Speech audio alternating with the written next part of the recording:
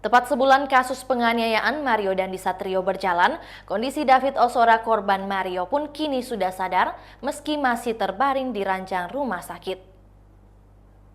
Tentu saja kabar ini membuat ayah David Jonathan Latumahina sedikit lega.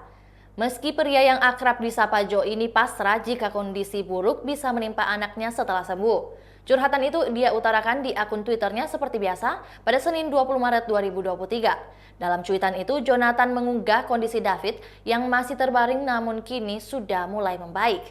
David yang sudah membuka mata terlihat masih dalam kondisi lemas. Namun dalam keterangannya, Jonathan mengaku pasrah jika kondisi sang anak harus hilang ingatan, terutama saat kejadian penganiayaan yang dilakukan oleh Mario Dandi. Menurutnya, biarkan dirinya saja yang mengingat kejadian penganiayaan yang dilakukan oleh anak mantan pejabat Ditjen Pajak tersebut. Seperti diketahui, David mengalami koma dianiaya oleh Mario Dandi DKK yang terjadi pada Senin 20 Februari 2023.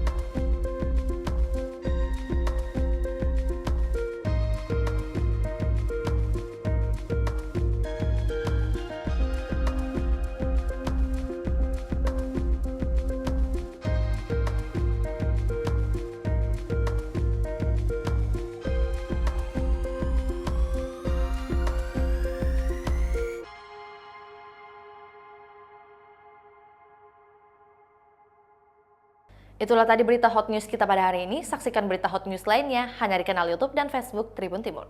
Terima kasih sudah nonton. Jangan lupa like, subscribe, dan share ya.